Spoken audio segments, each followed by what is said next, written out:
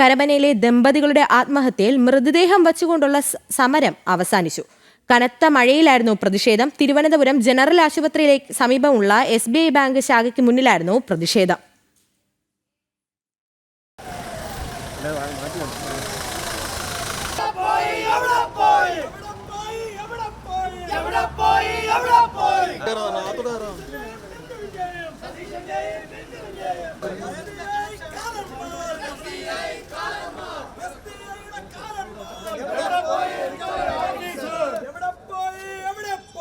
Thiruvananthapuram medical കോളേജിൽ postmortem നടപടികൾ പൂർത്തിയാക്കിയ ശേഷം മൃതദേഹം ജനറൽ ആശുപത്രിക്ക് സമീപത്തെ SBI ബാങ്കിന്റെ ശാഖയിൽ എത്തിച്ച് പ്രതിഷേധിക്കുകയായിരുന്നു.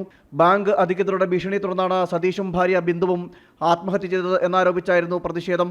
മൃതദേഹങ്ങൾ ബാങ്ക് ശാഖയ്ക്ക് മുന്നിൽ ഇറക്കി വെച്ച് മുദ്രാവാക്യം വിളിച്ച് പ്രതിഷേധിച്ചു. VSTP നേതാവ് വിഷ്ണുപുരം ചന്ദ്രശേഖരന്റെ നേതൃത്വത്തിലുള്ള പ്രവർത്തകരും മരിച്ച സതീഷിന്റെ ബന്ധുക്കളുമാണ് പ്രതിഷേധിച്ചത്. ബാങ്ക് വായ്പ പൂർണ്ണമായി എഴുതി നൽകാതെ പ്രതിഷേധം അവസാനിപ്പിക്കില്ലെന്ന് സമരക്കാർ പറഞ്ഞു. ഇതോടെ സമരം ഏറെ നേരം നീണ്ടു.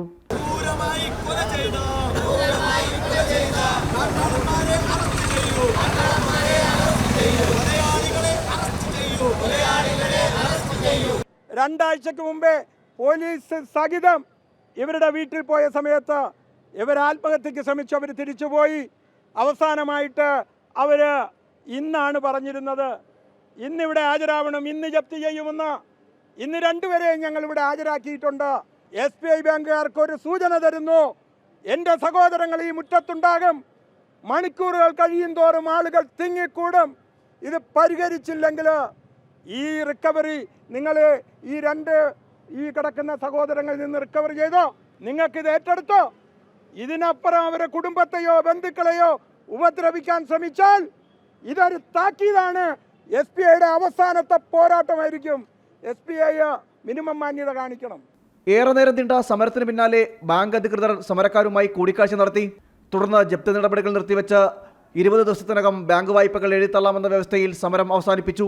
ബാങ്ക് അധികൃതരുടെ ഭാഗത്തു നിന്നും രേഖാമൂലമുള്ള ഉറപ്പ് ലഭിച്ചതിന് പിന്നാലെയാണ് സമരം അവസാനിപ്പിച്ചത്. ഇവിടെ ചർച്ച SBIയുടെ റീജിയണൽ മാനേജർ, റിക്കവറി മാനേജരെല്ലാം പങ്കെടുത്തു.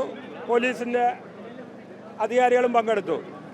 അതിൽ ഈ മരണപ്പെട്ട ആളുകളുടെ പേരിലുള്ള ലോണ് 5 ലോണുകളാണ് എടുത്തിട്ടുള്ളത്. അത് 20 ദിവസത്തിനുള്ളിൽ പൂർണ്ണമായിട്ട് എഴുതിത്തള്ളാമെന്ന് അറിയിച്ചിട്ടുണ്ട്.